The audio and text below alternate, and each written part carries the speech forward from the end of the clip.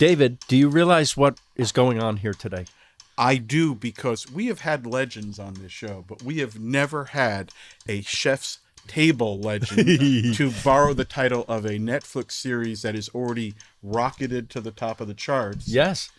And it's a series of 4 of the greatest legends. I think the greatest legends in food history. You could confirm or deny. Absolutely.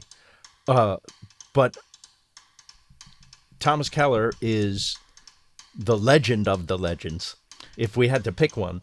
And I'm so thrilled for that show because the world now gets to see what I've known for a while. Am I allowed to be proud of you, Thomas?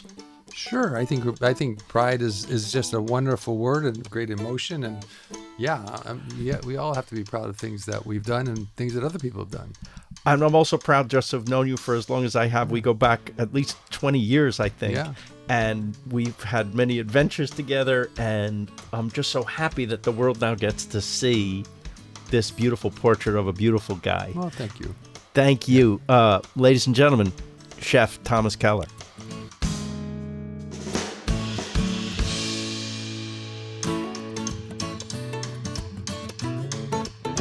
Let's spill the beans, chew the fat, food for thought and jokes on tap. Talking with our mouths full, having fun. A piece of cake and humble pie, serving up a slice of life. Leave the dressing on the side, it's naked lunch. Clothing optional.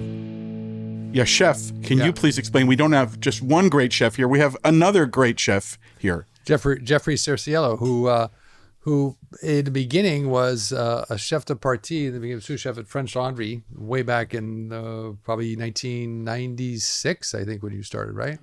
And then became one of the co-chefs when we opened Bouchon in 1998, developing Bouchon to what it is today, and then eventually just became the chef de cuisine at Bouchon, and went on to open Las Vegas with us, Bouchon in Las Vegas, Bouchon Bakery in 2006, was it? I think 2006. And then Ad Hoc, which was, just a temporary restaurant, kind of a spur of the moment kind of decision. And I remember, I asked Jeffrey to go over and try to find some things that were interesting to put in the dining room that gave us some character. And he went over to a antique store in Sonoma and borrowed like 8 or 9 different things to bring back, tables and something that we put on the wall. And he came back with these 2 concrete black pigs, and the pig became the logo, right? We had no logo. That's what it was. And eventually we actually bought the things because Ad Hoc became successful. We were only to open it for like 6 months. And now it's 18 years, I think, 18, 19 years. And all of this has led him to the great gig of cooking naked lunch for us today. Yes, so thank you. nice. Yeah. Thank you so much. I'm going to dig in. Yeah. Is this dressed or is that the dressing? Got it. David, I'm going to take some and pass it. It's very so you casual. have to understand here, because what he said was it's poached chicken. Yeah. Now, tell me when the last time you had poached chicken was. I'm serious, because it's not something that's done very often. I can't remember. Yeah. It's not done if I order salads from elsewhere and it's chicken that looks like that's not poached? What is it? No, typically it's going to be roasted or baked or something like that, right? The easy way. The easy way. But poaching a chicken and chicken breasts especially, it takes a little bit of talent. But also just a great sense of awareness, right? Making sure that it maintains the quality of the texture and the moisture and the things that are so beautiful in the chicken. Let's test it, shall we? Yes, It's beautiful. there's some dressing there. This is the most formal naked lunch we've ever had. Yeah.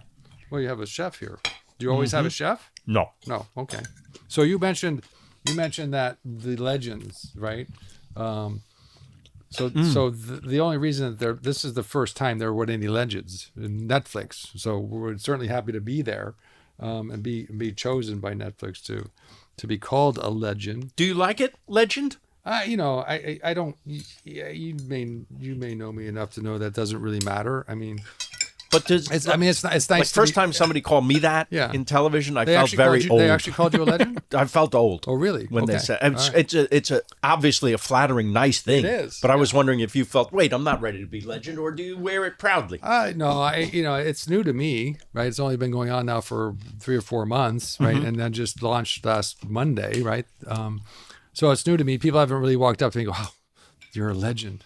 So I haven't heard that yet in my running around. Will people recognize me more in an airport when I'm dressed like this as opposed to, dressed as a chef? Maybe. I You don't might know. have to use some Michael Jackson By the way, disguises now. Glasses and Yeah, gloves yeah, and hats. yeah. Maybe. By the way, that's a question. I wondered, what did the bear do to your recognition in? I'm sure you In are public. bothered all the time, but in public, in an airport, did the bear have an impact? No, not really. No. I'm occasionally stopped, not often, right? If I'm at the airport, 1 out of 5 times I may get stopped by somebody. Oh, you're Thomas Keller. Say hello and just chat for a few moments. But to walk into a restaurant, But yeah, Chef Keller, Yeah, now you're talking legend. I mean, it's just different. So we'll see. I mean, it's too early to tell.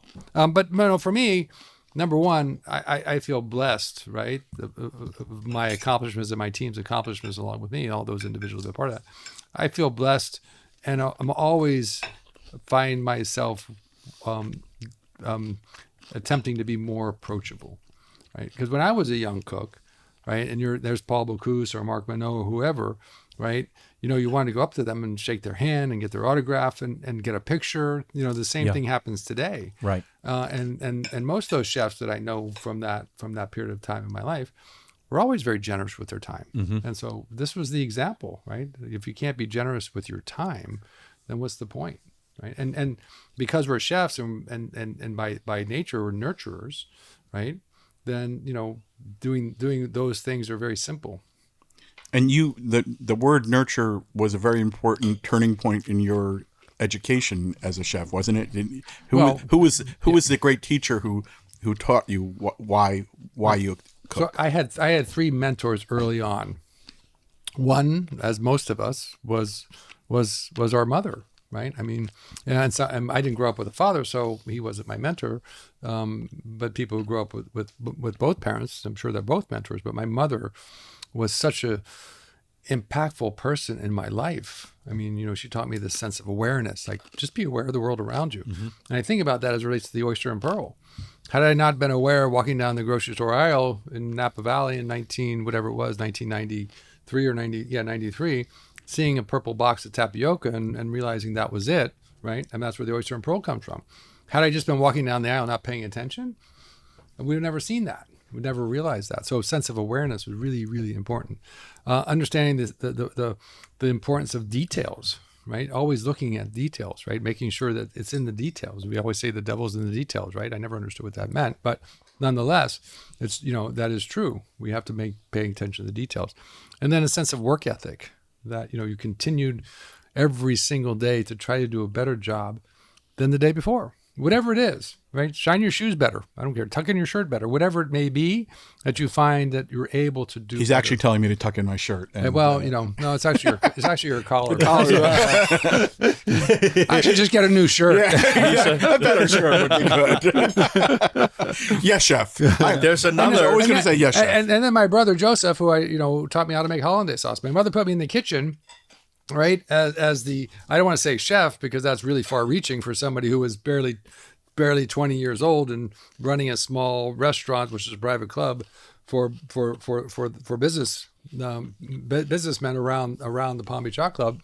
And my brother taught me how to make hollandaise sauce, right, and taught me how to roast a lobster or make a flank steak or make an omelet, all these different things that I had to do. And he taught me that. Now, I was a quick learner. I could understand, I could multitask, all those different things that required to me being good at what I did. I had no intention of becoming a chef. It was not a profession that I ever thought about. In fact, if you went home, in that period of time in American history and you told your parents you wanted to be a chef or a cook, like you were labeled as a loser. Like, really? Because it wasn't really about what That's we do changed. today. You helped change that. It's not really about what we do today. It's about, what the vision, right? What the image was. And the image of a cook back then was somebody behind a short order counter, a diner doing a short order cooking. That was what a cook was, or a chef was. There was no understanding of what truly a chef was. But your first job was in the kitchen At the washing dishes. It was washing dishes, yes. My mother wanted to keep me out of trouble, so she put me washing dishes. Right. And then eventually the lead cook, I'll call him, left, and she said, "Now you're the lead cook." I was like, "Okay, like what do I do?" Did a pay raise come with that? It's a good question. I'm really not sure. Probably Had you not. been observing? Well, she said to me like 2 weeks before, she said, "I think Richard was the name of the show. I think Richard's going to leave, so just pay attention to what he does." Right? Were you interested? But now I'm washing dishes and trying to pay attention to what Richard does. Right? Were you interested though? No, not really. But when your mother tells you, she wants you to do something, you pay attention. So it wasn't like, boy, I wish I could be working. That food looks fun. No. It was, Didn't I had care. nothing. I had no interest in whatsoever. I was only doing what I was told because this was going to be my job. So the breakthrough moment was as you're making hollandaise. No, that wasn't a breakthrough moment. What was it? So the hollandaise was a magical thing for me. I mean, making hollandaise every morning was fun, right? Okay. It was exciting, right? You had this, you were producing this beautiful sauce, which is actually a mother sauce. I had no idea what a mother sauce was back then, but it's a mother sauce in French cuisine. Making hollandaise sauce was kind of like one of the best parts of my day. Okay. Right.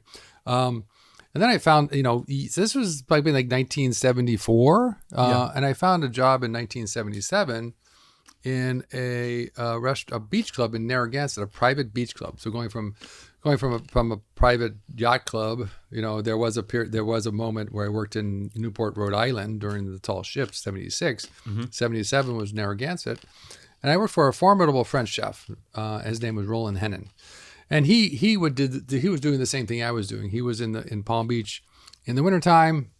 In the summertime, he'd find something out, in the Northeast somewhere. And this was the year that he was at the Dunes Club. And I was the staff cook. I cooked for the staff. And the staff just didn't just include the dining room staff or the kitchen staff. It was the maids. It was the lifeguards. It was the guys who were teaching tennis. So I had this whole array of people. Yeah. And it was great for me because I worked in the morning. I cooked lunch and dinner, right? And I'd be home by 7:30, which is really nice when, as a young cook, because you usually work till late at night. Yeah. And he came to me one day. He was really happy with the quality of the work that I was doing. He came to me one day and he said, "Thomas, thank you very much. I haven't heard any complaints from the staff for some time." I'm like, "Thank you." He said, "Let me ask you something." I said, "Okay, what's Jeff?" He said, "I want to ask you why cooks cook." And I'm thinking, like, what the hell? Why is he asking me this question? I have no idea why cooks cook, right? I'm barely 21 years of age. I'm trying to go through my brain going, okay, I'm going to come up with a clever answer. Nothing. He said to me, "We cook to nurture people. Cooks cook to nurture people." And when he said the word nurture, I realized that was something that resonated with me and something that I could connect to emotionally. Because I realized I was a nurturer. And because he was a French chef, right? I wanted to be exactly like him.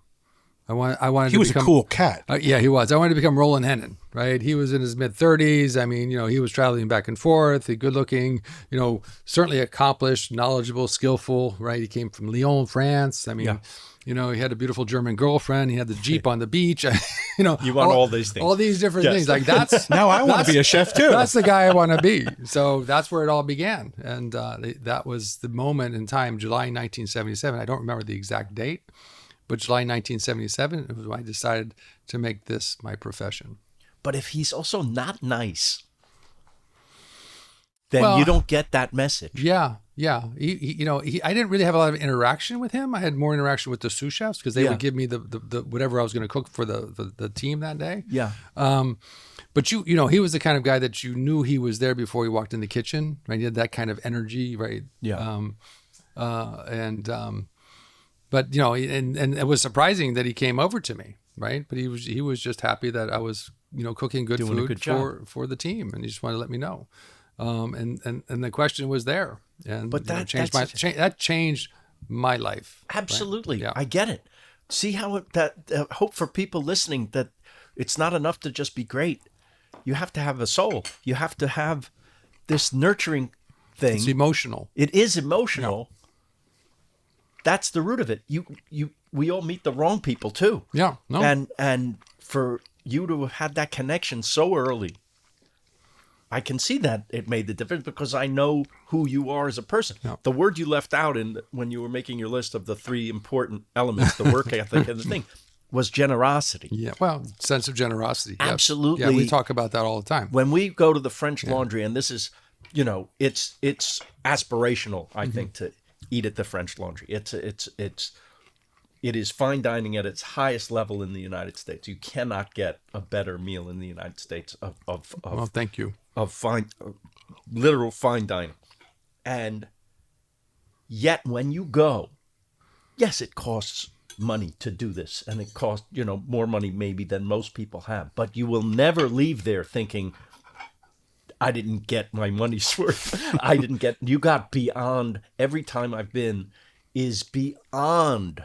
The experience is beyond. And if people watch the Chef's Table Legends, they will see what the experience is. And as beautiful as it looks on TV, I can tell you it's much better in person. And because, first of all, you're eating it.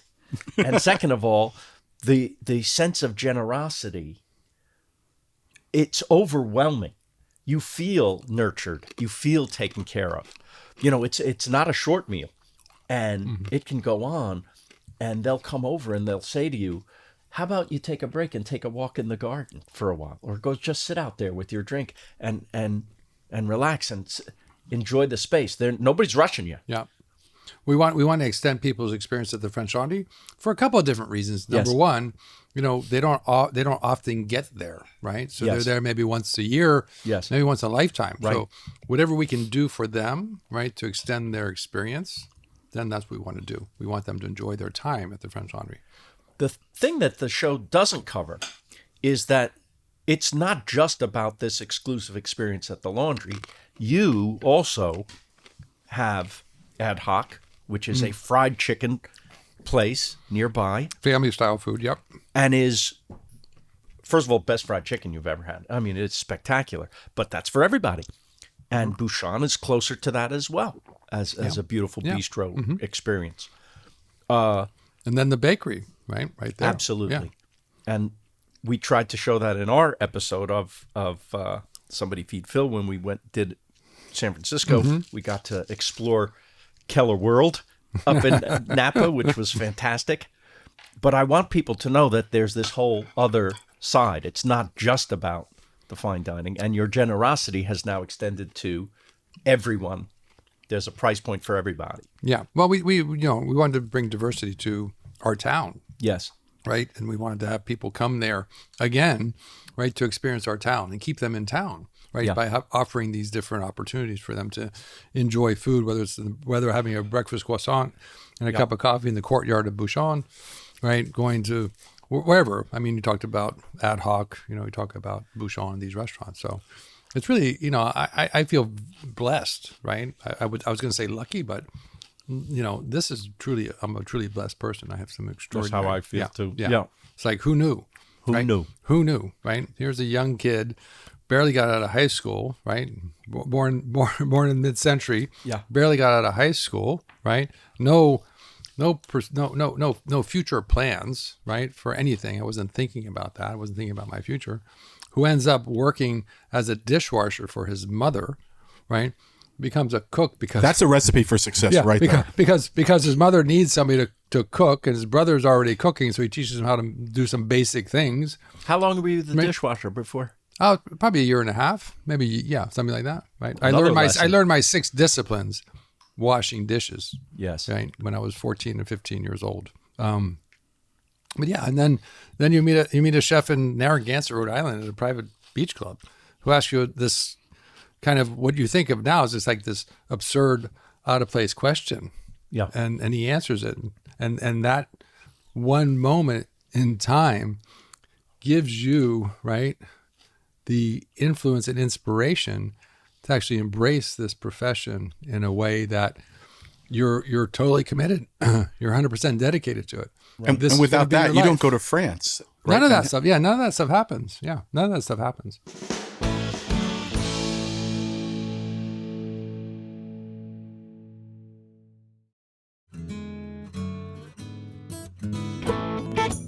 Well, one of the things that happens that's very significant, at least in the world of this podcast, is very significant, is you and Phil meeting, because I know you've had a huge impact on Phil's life, and I wonder for you, what's it like to watch your in the movie Spanglish, he plays some version of the sous chef of Adam Sandler, somewhat inspired by you. You've known his passion for food and been you guys have been friends for a long time. What's it like for you to see your sous chef turn into a he's not a chef's table legend, but he is a Netflix food icon. Annoying legend. I like that. Icon's a good word. I like icon. Yeah, well done. Yeah. So now we're going to call him Mr. Icon. No, we can't call him Mr. Icon. There's so, but nonetheless, I mean, he was. I mean, Adam was Adam, right? Adam had to come up to the French Laundry for a week or whatever to learn how to do some things with fish and the knife work and all those different things. He wasn't really interested in it. I mean, it was like, no, I can't touch that. I can't, and that was okay because eventually I did all of the cooking with my hands. But Phil was like, I got to come to Per Se, right? You came to Per Se and spent, 2 or 3 nights with us? Absolutely. Yeah. I think just it was learning after the fire. Yeah. Just learning just how a kitchen runs, right? In a fine dining kitchen, especially, right? Just the vernacular, the moves, right? The dance that we call it, right? I mean, Phil was invested in that. And it was fabulous to see this young person who is not, in the profession, but wants to be in so many different ways. Obviously, the success that Phil's had is unparalleled in many ways. But what we were doing in the kitchen was something that was so interesting to him, and I think I don't want to say it changed his life, but it changed his perspective, Phil, about what happens in a restaurant. Nah. No, it was gorgeous to watch. It was like watching a kind of ballet, and everyone in Chef Keller's kitchen has to be in the right spot. I saw him literally move someone because he wasn't in the exact right spot, because it has to work like a fine watch. Yeah. Well, I don't know. I did go back and watch Spanglish late last night. Good for you. And I will say that to me, it's a great movie about a sous chef. Yes, sure. But there's funny stories about doing Spanglish. So for those of you who don't know, Spanglish is a Jim Brooks movie. Thomas and I had met, although he probably wouldn't remember, because I was just a fan who got to eat at the French Laundry. And we met, and he was lovely as always. But now I'm cast by Jim Brooks. What year is that? 2004. 2004. Yeah. It was, yeah. And I don't know anything about being a chef. I love food and I love to eat, but what do I know? So the first thing when I hear that Chef Keller is going to be the consultant of the movie, I'm in New York at the moment I get the call, and I call over there. Could I come over? Now, at this moment, Per Se has just opened and become the hottest ticket maybe in the country.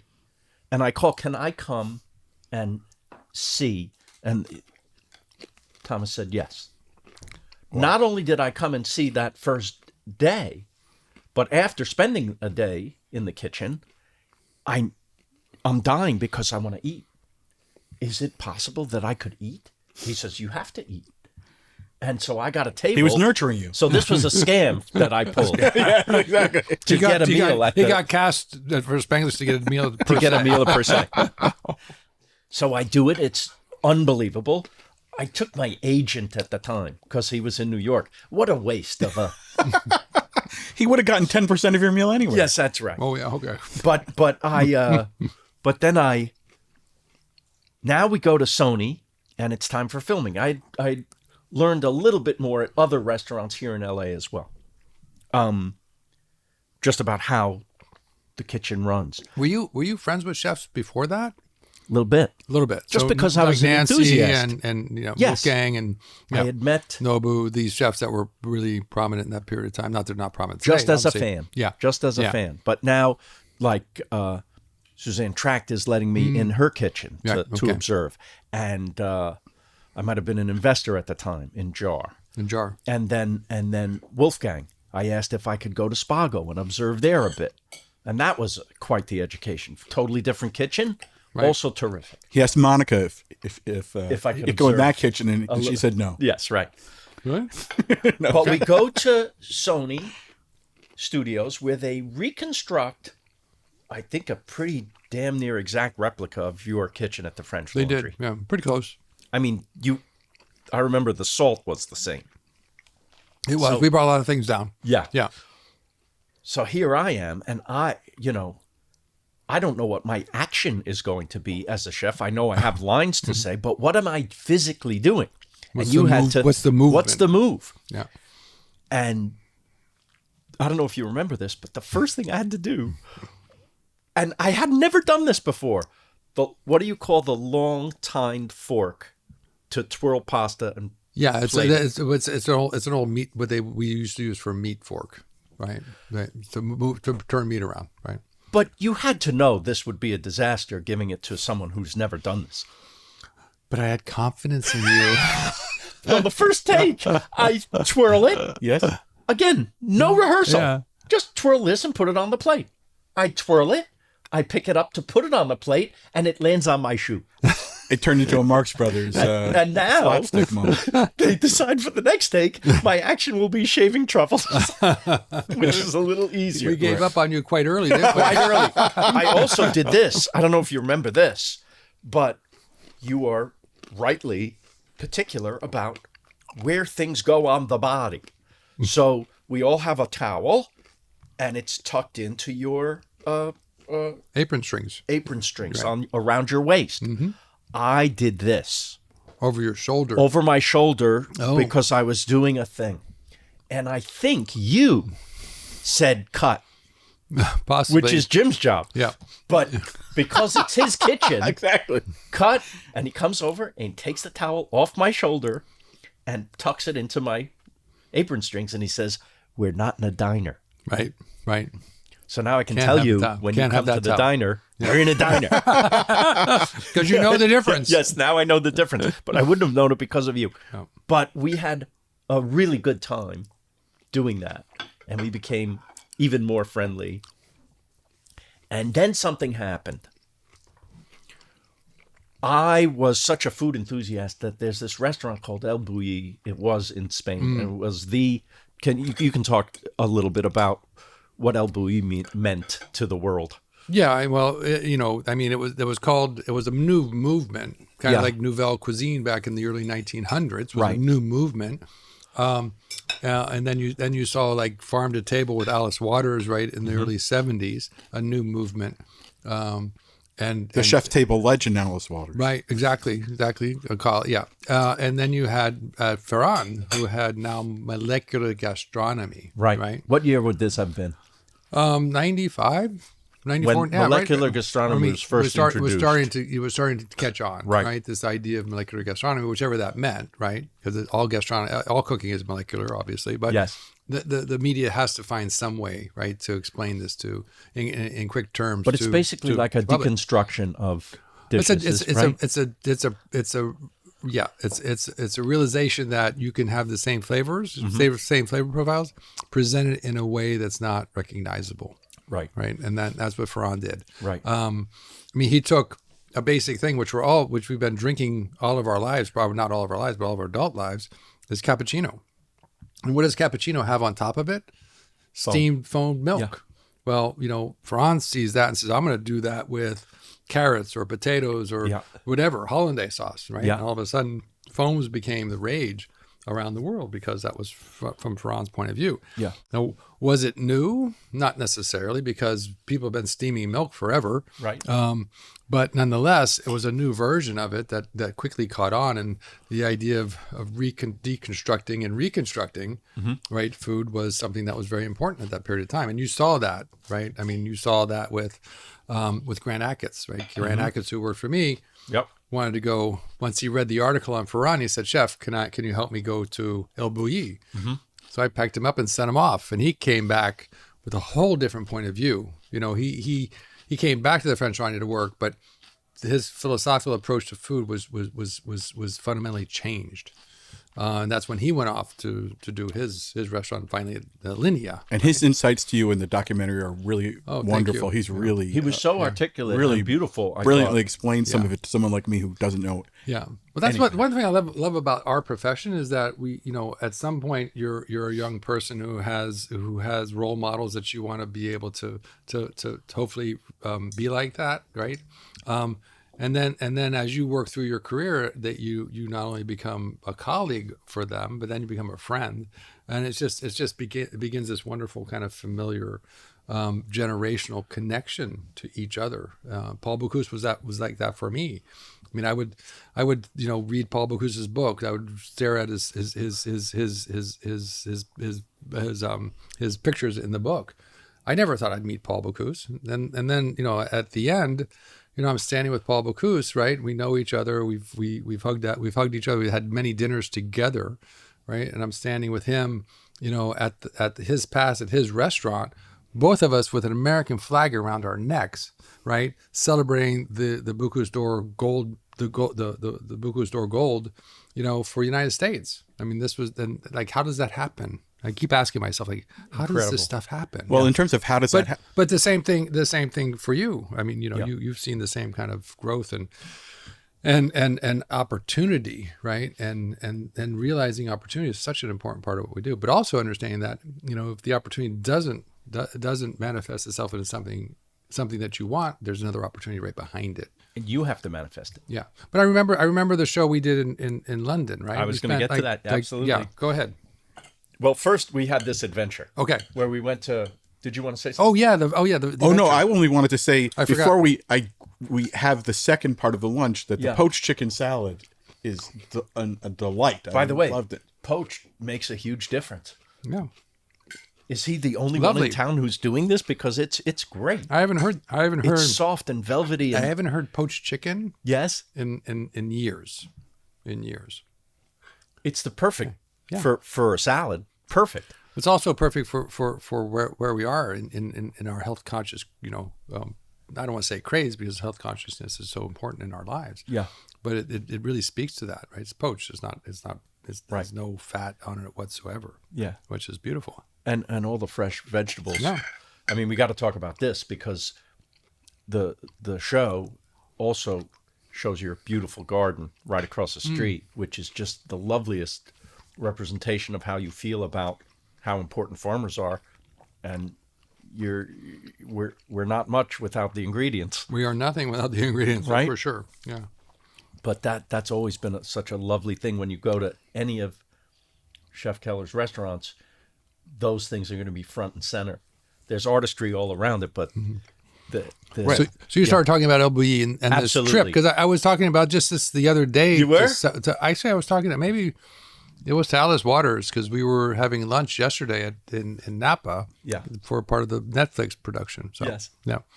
So that was, I want to say 2008 or 9 that this happened. I went online. El Bulli had maybe at the time 60,000 requests for 6,000 spots, and you had to enter some kind of lottery online to get a table. And I got a table, just by luck. And Thomas was presenting for Jim's birthday, a big birthday. He gave as a gift dinner at Jim Brooks' house by the French Laundry. Wow. So I was lucky then to get an invitation to that. And during the dinner, I say to Jim, I got a table for French Laundry. I'm sorry. I got a table for El Bulli. Do you want to come? He goes, yeah. And I said, should we invite Thomas? And he goes, yeah. So I go over to you and I say, I have a table at El Bulli. And Thomas goes, yeah, I'd go. But if we do it, we should also go to Alinea and the Fat Duck, because these are the three temples of molecular gastronomy, and you can't go to one without trying the others. And I said, of course, we're not animals. We did the only time that Phil wanted to go to temples. That's right. We went to the three, arguably, they were the most three of the best restaurants in the world. And the most important restaurants at that period that of time. moment. Yeah, the most important Did you restaurants. do this back to back to back? Like, David, three of these restaurants in 1 week. We flew first to Chicago for Alinea, where we were treated like kings and queens because Thomas is coming. And Grant, this is like his dad. Right. This is like he's cooking. I say older brother. So they kill us with kindness, which is an occupational hazard, which I'm just starting to understand. You probably have had this a lot longer in your career. It's almost you want to say it's too much. Sometimes it is. It's too much. No, sometimes it is. Yeah. But you're so sweet and polite. You usually eat everything. You have to. You have to. They're giving you their heart. They're waiting, right, with Yes. bated breath for the plates to come back to the kitchen. Yes. To make sure that they're all empty, right? And if there's food left on, it's like, what happened? You're asking the server, like, what happened? That means you don't like it as much. Yeah. And then the answer is always like, well, they're getting full. Well, bullshit. He didn't like it.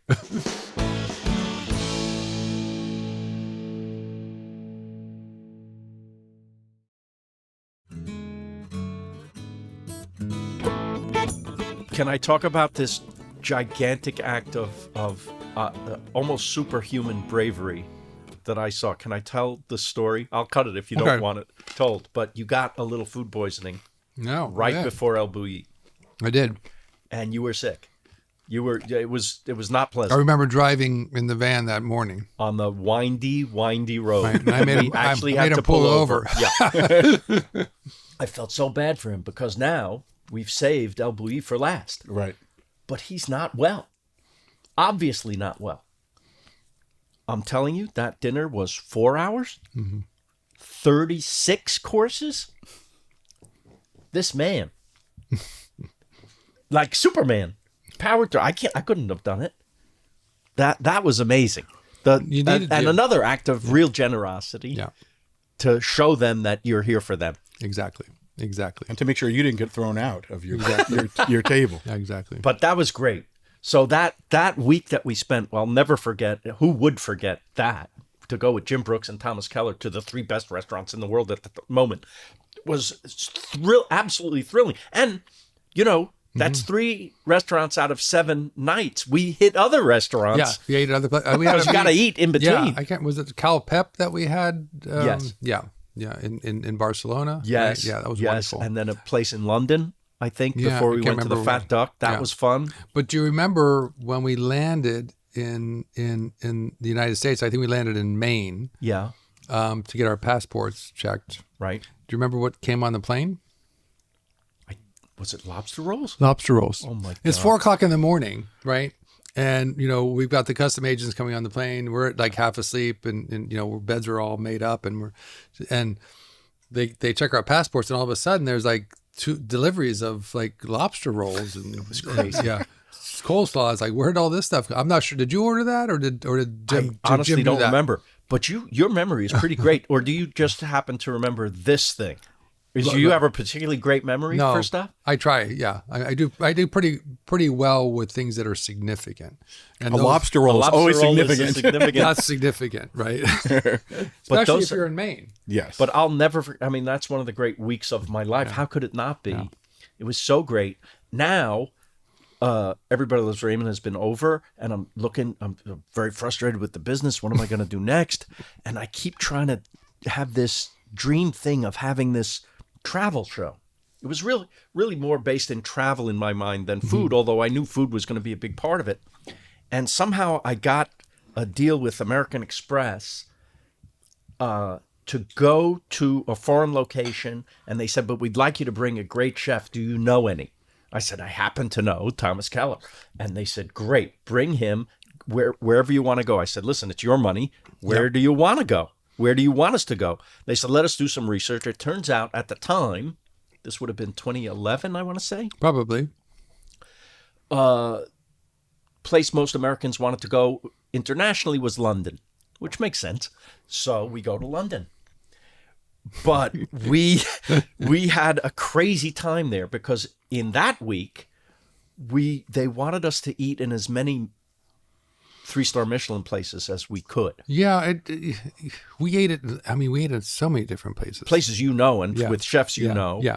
and it was really too much for me. I don't know. If Well, it it was was lunch and dinner, breakfast, lunch and dinner sometimes.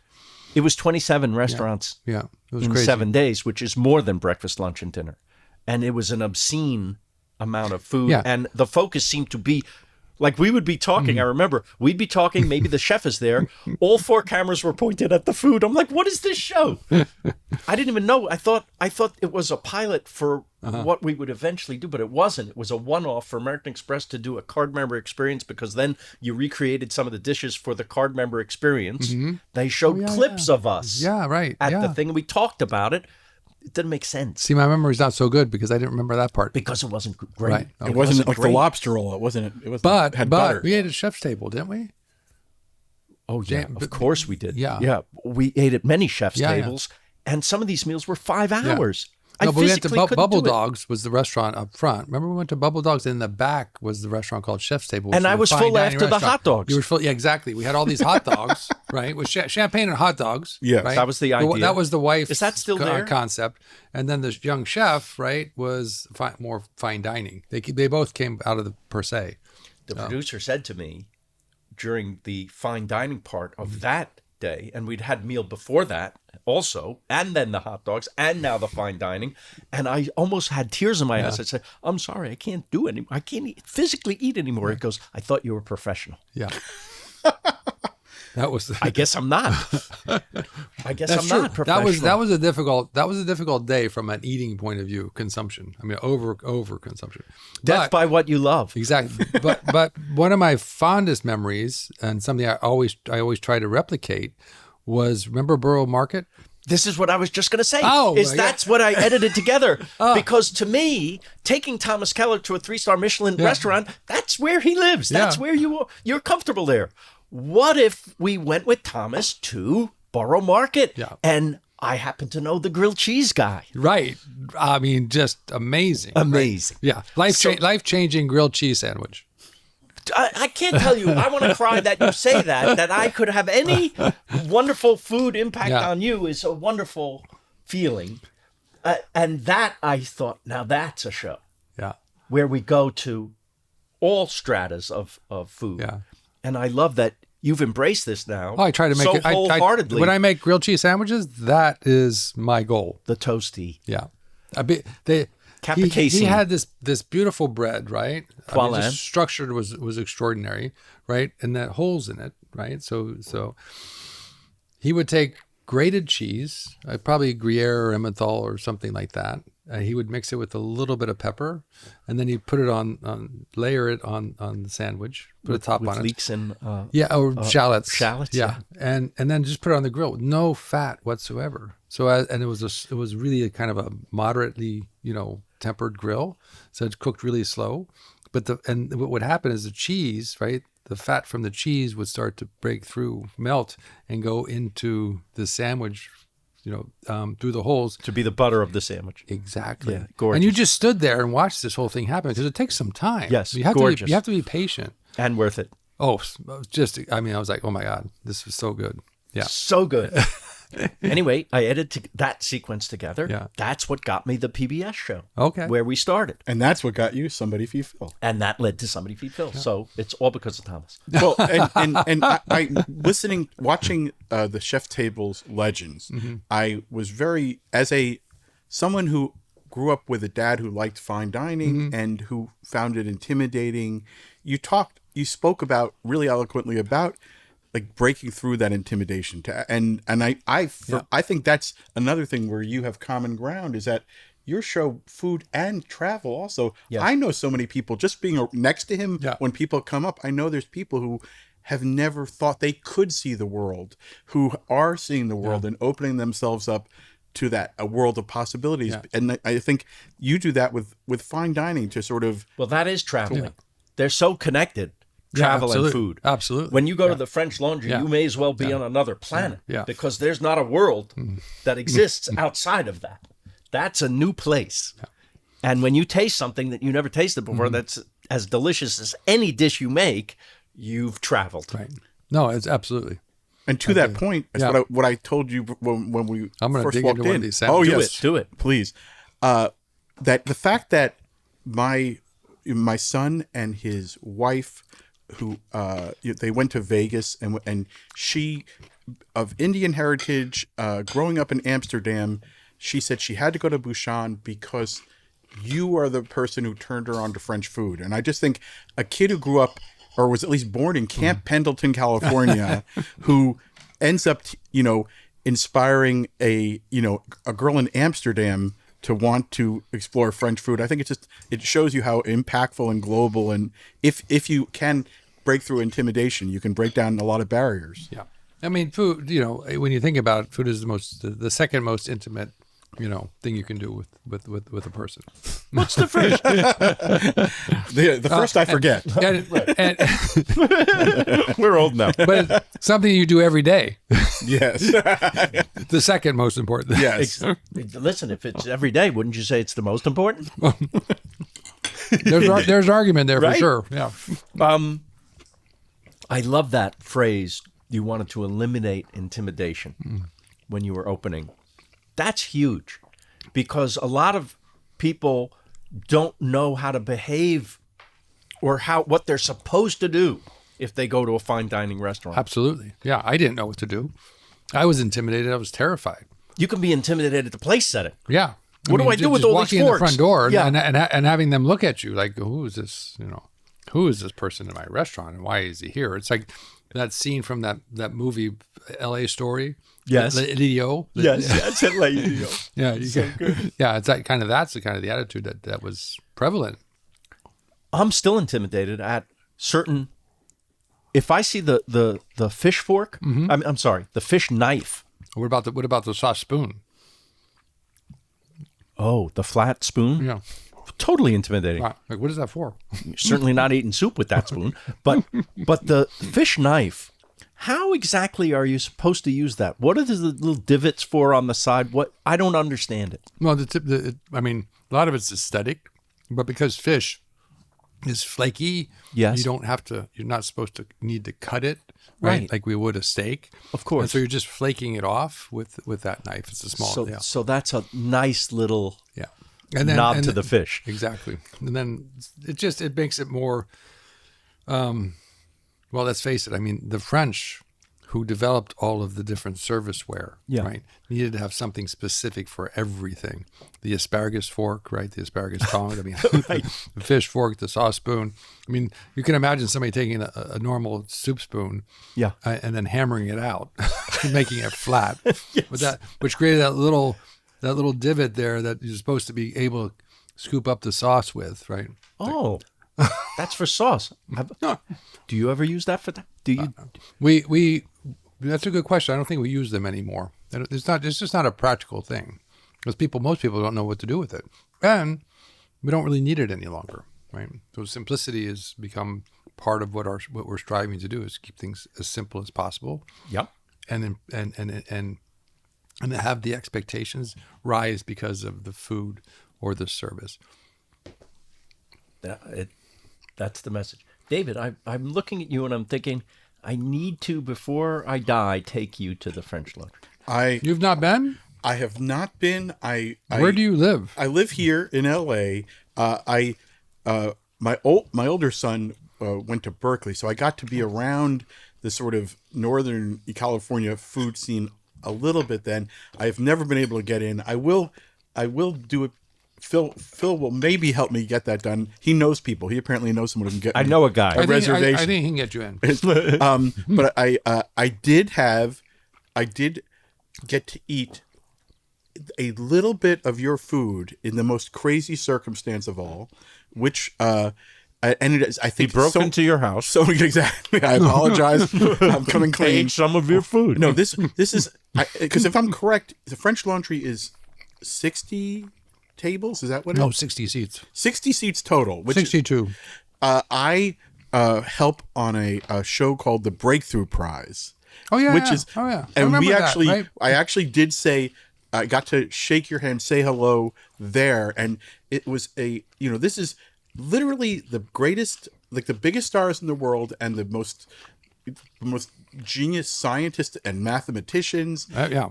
And it is and the big huge stars in a crazy place. It was a NASA base, and And Ames Research Center. Yep. And the old dirigible hangar. right, the biggest hangar. It was like the biggest structure, Right. With no roof on it. right, and it was craziest circumstance. But what happened was, chef was cooking for this incredible group, and he also kindly, I think, was preparing plates that were brought backstage to the 3 or 4 Don Misher, who just passed, may he rest in peace, the greatest guy, and his producers. I was the writer, so I didn't get a plate, but I was able to beg a few morsels, and they were the greatest thing. Wow. Sweet. Thank you for saying that. So nice. I have one problem with the Netflix show. What's that? It's not long enough. Oh. Your segment ends at the moment of at one of the peaks in your career, which is 3 Michelin for per se, 3 Michelin for French Laundry. No one in America, by the way, David, has this. There were no one Michelin star is am I like right? winning an There Oscar. were no Michelin stars in America until Right. you started. Well, 2006 is when Michelin came, and they came to New York was first. And so Per Se actually won 3 Michelin stars the year before the French Laundry. Yeah.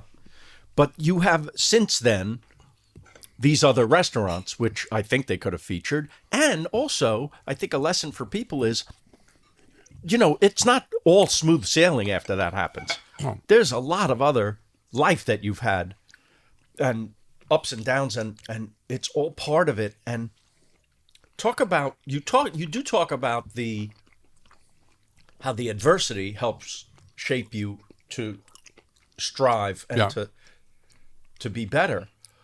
Your But failures are some of the most important moments of your life. Exactly right.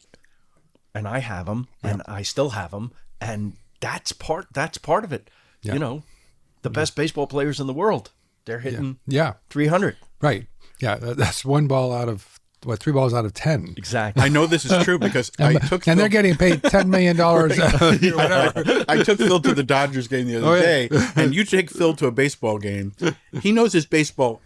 He gets a B+ in baseball knowledge. I do. But in stadium surprised it's that cuisine, he's top notch. Is he? So what do you like at Dodger Stadium? Not the Dodger dog. And I will go on for a long time, if you let me, about how that is a shanda, a terrible That's curse, a French term, shanda. a curse on the land that is allowed to be served to people. But it's one of the most famous hot dogs in baseball. Because it's Right? The Dodger dog. It has no right being, because the only reason that it has persisted is because of something you know very well, the tie to childhood. Yeah. That's it. If your daddy took you to that baseball game and gave you one of those horrible things, You gave it to your son. that's right. 30 years later. And the son wants it. Yeah. Yeah. That's it. That's it. Listen. So, did you ever, you've eaten a Dodger dog then? Oh yeah, I wouldn't make the opinion without having tried it. But you don't eat them anymore.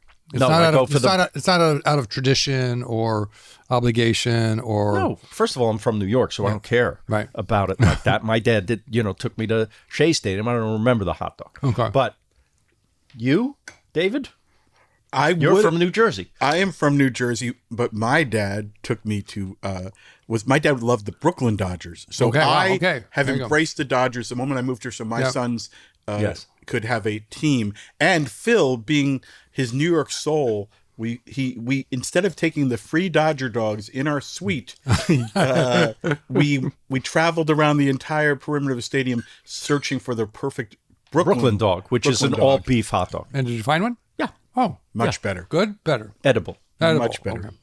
Not good, edible. I'd like to see the Thomas Keller baseball menu. That would be pretty great. It would be fun. I think it's going to be fried chicken. Oh, come on.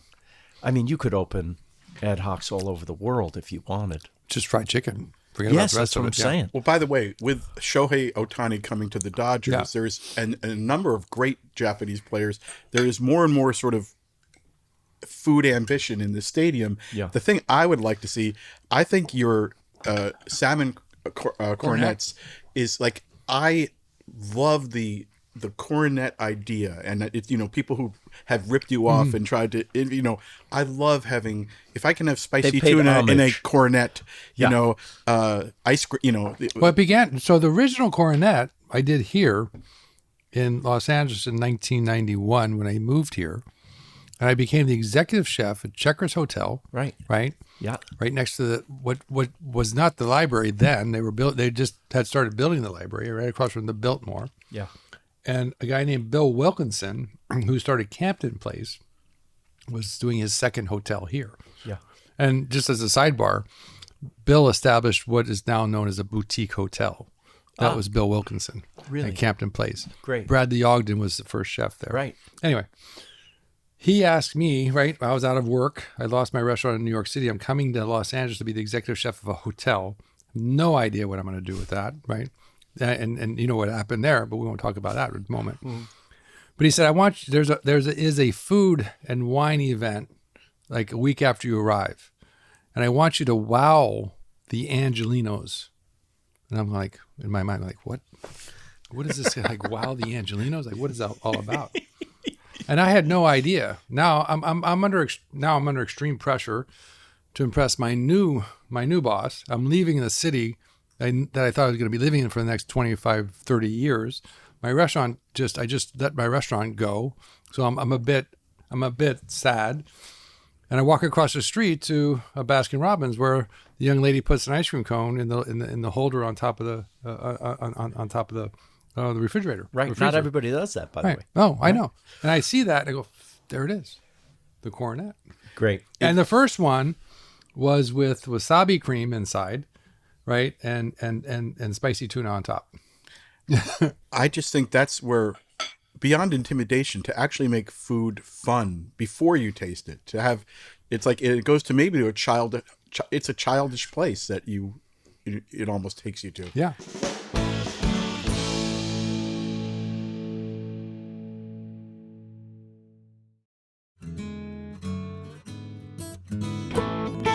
Well, now that we mentioned childhood, we got to talk about Ratatouille because Ratatouille, and I've said this several times, best food moment ever in a movie. When that critic flashes back to his childhood, this now transcends food. Anton Ego. Yes, Peter O'Toole. Yeah, exactly.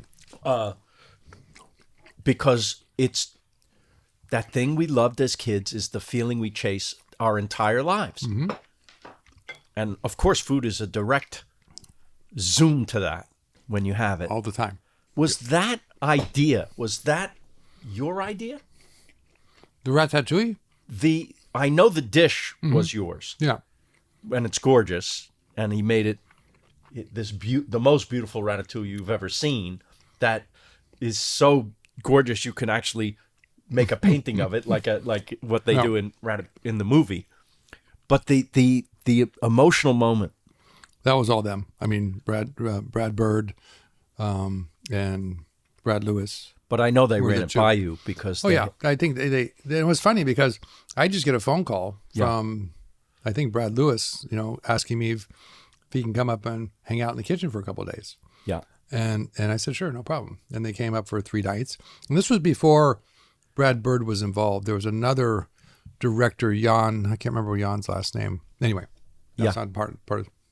And they hung out, and then I get a phone call like, "You want to be part of the movie?" Yeah. I'm going, "Hey, sure, why not?" And that's what it was. It's the best food movie ever So made. my specific goal or my specific task was to be able to present Ratatouille in a 3-star Michelin restaurant, because Ratatouille, as you know, is just it's a very simple dish that everybody's mother made, sometimes differently. But it has the same components in it: tomato, onion, peppers, and then eggplant and squash.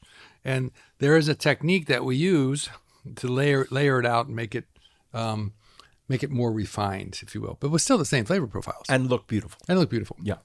And this is part of the story that most people don't know. 5.5 years we work on this film, right? Because that's how long it takes to make an animated movie. And the whole time, right, I go down there every 3 or 4 months just to look at some things, make some advice or some suggestions or just listen. And it gets to the point where the day comes where I have to present the ratatouille. Yeah. I have no idea what I'm going to do. Oh. I hadn't practiced. I hadn't done anything for 5.5 years to figure out how I was going to plate the ratatouille as a fine dining center of the plate recipe. So I've got, in our home, on the table at home, Yeah. I've got 2 movie cameras. I've got now Brad Bird, Brad Lewis, plus whoever else the cameramen are and whoever comes with those people. There's probably like 10 people in my kitchen. Yeah.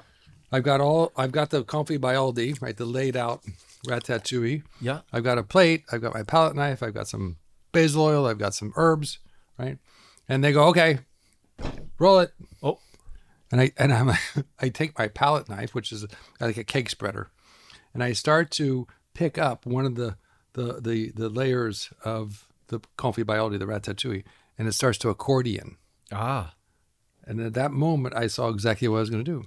Put it on the plate, garnished it. It was done. That's art. No, that to me is, for me, I really kind of relate that to, yes, I don't know what I'm going to do, right?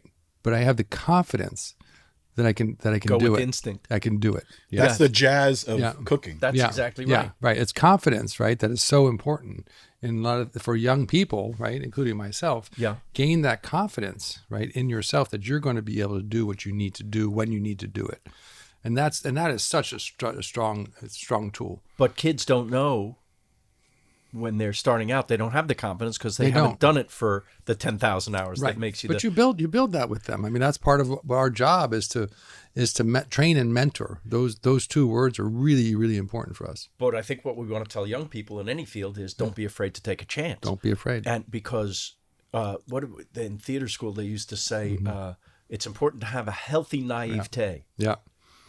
You don't know what you don't know, so why be afraid? Why be afraid? Go, and you Yeah. might break through Yeah. some way. Did you feel like you had that at some point? Two things. It's interesting because there are 2 little stories here, but Yeah. confidence is always coupled with another word when I'm talking to my team about it. It's confidence and courage, Right. right? The courage to do it, right? That's take that important. chance. Because sometimes you'll have the confidence, right? Some people have. I know I can do that, Sometimes too much. but also I don't do it because I'm afraid of it, Right. Right? I don't have the courage. So confidence and courage always go side by side for Yes. me. But you talk about naivete.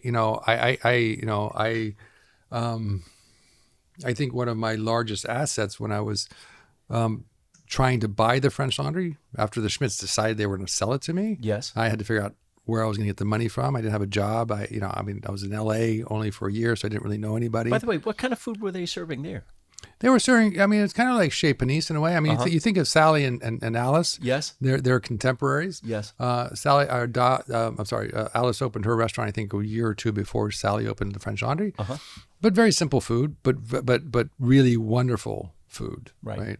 The farm to table movement was Yes. really influenced by Alice, Yeah. and then became California cuisine, if Right. you remember that term. Absolutely. And that was all Sally as well. So, Right. But my biggest asset during that 18 months of trying to raise money to buy the French Laundry was my ignorance. Had somebody told me, like the day I decided about French Laundry, they gave me a list of everything that I would have to do to be You'd never do it. successful. I'm going like, this is crazy. That's I can't right. do that. That's right. It was okay. You talk about that, right? This Yep. ignorance that you have, right? Ignorance is bliss. We've heard all of that. Yep. But it is actually true. I just started right the next day, doing what I thought I needed to do to be able to be successful, and then discovering as I went along that I had to do this as well, and then Yep. do that, and eventually, you start to find, the confidence that you're going to be able to do it, but still not knowing how you're going to do it. But then there's people around you, and this is important, right? The people around you who are there to help you, to help guide you, to give you opinions, to give you feedback. And I had so many individuals at that period of time who were supporting me, and so many, including Don and Sally Schmidt, supporting me in my endeavor and help me achieve that. So don't discount you can't do anything.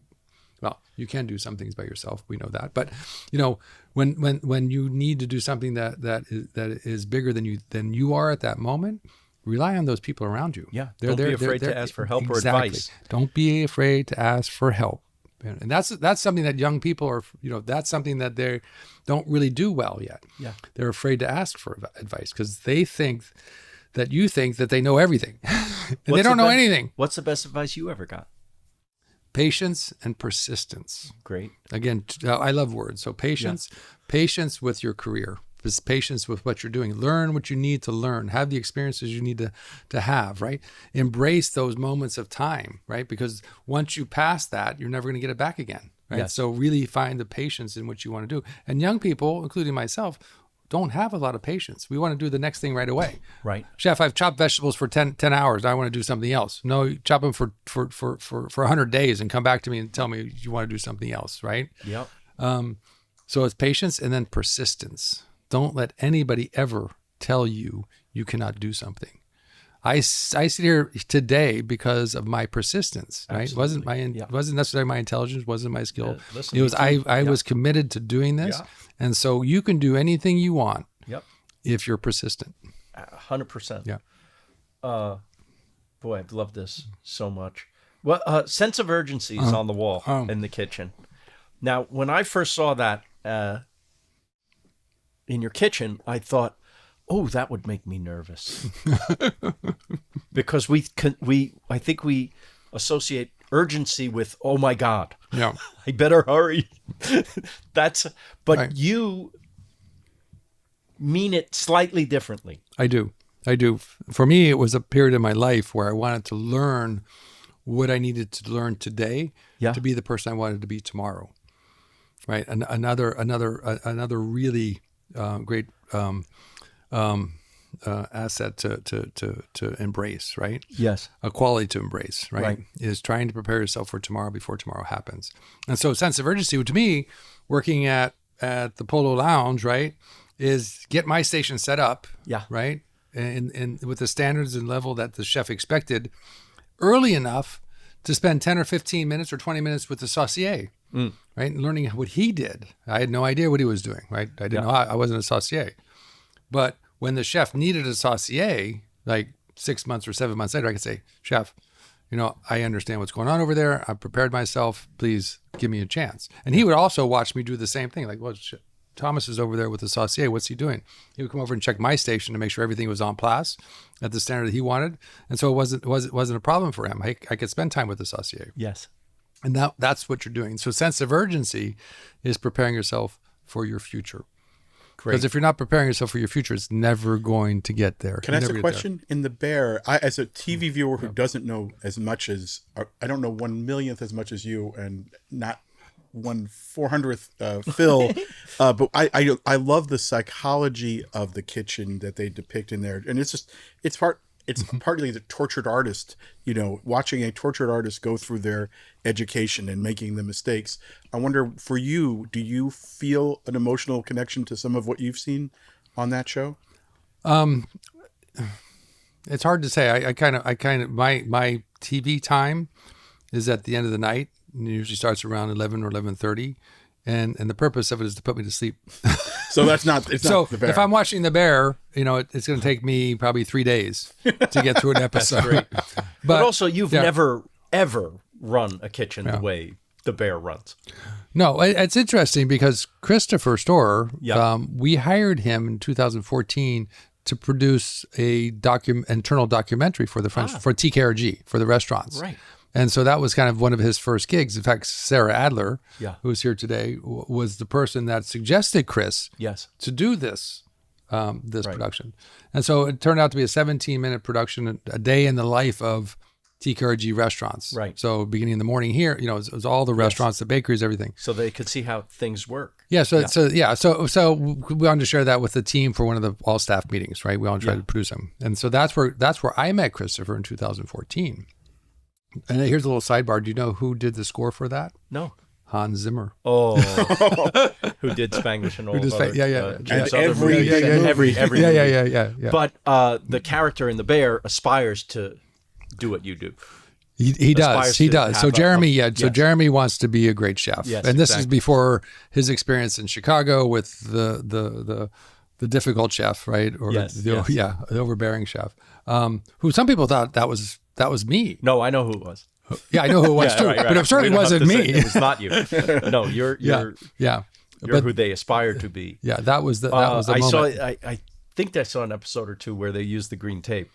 Well, so a lot of what happens, in the kitchen, the green tape, the tape down, the sign underneath the clock, it doesn't say sense of urgency, it says something else. Yeah. Right behind you, the blue Yes, right, apron, right. all of that stuff, I believe, right, came out of the French Laundries, came out of Christopher's experience at the French Laundry and Per Se and Bouchon, the different restaurants that we operated, because there was nobody using green tape, right? And that's a whole nother story, the green tape story. But now everybody uses green tape. Yep. The blue apron has turned into an icon. Like it was an icon when we started using it, because in France that's what they wear. Now there's not only blue aprons, there's green aprons, there's tan aprons. I mean, there's very seldom do you ever see a white bib apron anywhere. Right. In the profession. It shows all the blood. It's true. David, did you have any other questions for Chef? Or Chef, do you have anything you would love to get out into the world that you want to say? That's a really we good haven't question. said? I've been fortunate. This is again, my blessing is that, and you two are the same, right? You have the ability to tell your story. And think about that. We're all storytellers. Everybody has a story, Yeah. Whether they're rich or not rich, whether they're abundant or not, but everybody has a story, but there's only a few of us that get to really tell our story. That is the privilege. And it is. And but it's also a responsibility. Yes. Right? It's not just a privilege, it's a responsibility. Be careful to make what story you tell. Exactly. Yeah. Making sure that you have influence other people in positive ways. And you've said that this is now the giving back part of your life. Exactly. I mean, you get to a certain age, and I've always said I run a sports franchise, right? Yeah. When I was coming into the kitchen, I was the rookie, right? You had to kind of learn your thing, right? You played AAA ball or AA ball first, then you got to be in the show, and that was difficult, right? And you go through the stations and you do your thing and you become a franchise player. Eventually you become a sous chef, right? You become chef de cuisine, and it's just the same thing, right? So you have to understand the transitions that you're expected to make as a chef, because you can't physically do it, for your entire life. I mean, look at any athlete. Yeah. They have to stop playing because they can't play anymore, and because there's somebody better behind them. And if we don't realize that as professionals, and certainly as chefs, then our restaurants are gonna die with us. Yep. And I saw that happen with the last generation of chefs, in New York City, the French chefs. And I vowed that I would never let that happen with me. So giving up what you do is as important as learning what you need to do. Great. And all I want to say is, first, thank you to you, to Sarah, and to the chef Jeff, for all this amazing Farm food Shop. from Farm Shop, which is we didn't even get to talk about it. This delicious sandwich. Fantastic. Oh, look at a cookie. And I'm having a cookie right here. Oh, and we're breaking into the Ooh, look cookies. at that. And I want to say one last thing is that for everyone should watch Chef's Table Legends. I thought about it because it's 4 legends, and I thought it's like this new Beatles movie where they're doing a movie about each one. It's sort of the food version of that. But again, sweet. I put everything in musical terms, and my question coming into this is, are you, in food terms, are you Bruce Springsteen or are you Bob Dylan? I couldn't decide. And Jeremy is playing Bruce Springsteen in an upcoming movie. Oh, is he? I didn't know that. Oh, good. Oh, yeah, Yeah. coming. I think it's already been filmed. Oh, wow. But I've decided you are both Bruce Springsteen and Bob Dylan. Okay. Which is, you're like a super group. And Well, thank you. Thank you very much. I thank you appreciate to that. your team for making this. Hey, and before you Yeah, go, any yeah. advice for me opening a diner? Keep it simple. Yeah, I mean, it's a diner, right? So, look in history and realize what a diner is and what a diner meant to generations of people. And that's kind of where you need to kind of embrace and say, okay, this is a simple diner. Absolutely. Right? Good food, prepared well, wholesome food. Yes. Remember, wholesome is the most important thing that we do, is making sure that we don't get somebody sick, right? I forgot that. Wholesomeness is important. Good food, right? In a simple environment with good service. Service is the number one, right? In a restaurant. The service is more important than food. We're thinking the same way because it's a neighborhood diner. Yeah. That is the subtitle of Max and Helen's. Oh, wonderful. A neighborhood diner. And Nancy is our executive That's Nancy chef. Silverton. Yeah. My future son-in-law is the chef de cuisine of the diner. Beautiful. And so it's a real family act of love, I think. And that feeling Named after your parents, right? named after my parents. And there'll be Helen's matzo ball soup on there. Oh, beautiful. Max's fluffy eggs, because there's nothing he loved more than soft scrambled eggs. My favorite. Your favorite too. Yeah. No, your favorite. I know what your favorite is. What? I think it's roast chicken. Well, roast chicken. But if we're cooking eggs, it'd have to be soft scrambled. But you're right. Right? Roast chicken it would be my Your last my meal? deathbed wish, right? I feel the same. Yeah. I have been cooking for the first time in many years because our kids are now out of the house and out, but we got a puppy. My wife has never had a dog, so I've started cooking breakfast for the puppy. Wow, and I okay. will say, Okay. I went from How long is that going to last? well, it's gone for a while, but I went fried egg, and then I started doing, I think as a tribute to Max, fluffy scrambled eggs for the dog with a little chicken. The sort of, I think it was called Mother and Child Reunion. That's a song, isn't it? Yes, exactly. Now I want to be your dog. Right. I don't get that treatment Does here. the dog know the difference between the eggs you were making before and the fluffy eggs? Yes. Oh, wow. I believe this Cavapoo knows. They're wow. very smart breed. Oh, wow. Very discerning. But That's a good cookie. Yeah. Bob. good cookie. Thank you so much for this. This is our most elegant and delicious Xavier. We're going to eat very well for days on this. Yeah. Invite a chef and you'll get good food. It's a very good By the idea. way, we've invited a few chefs. We haven't always. Okay. Well, All right, so I'm treating you next. perfect. Love it. All right. Thomas Keller, everybody. Thank you. Naked Lunch is a podcast by Phil Rosenthal and David Wild. Theme song and music by Brad Paisley. Produced by Will Sterling and Ryan Tillotson. With video editing by Daniel Ferreira. And motion graphics by Ali Ahmed. Executive produced by Phil Rosenthal, David Wild, and our consulting journalist is Pamela Chellan. Thanks for listening to Naked Lunch, a Lucky Bastards production.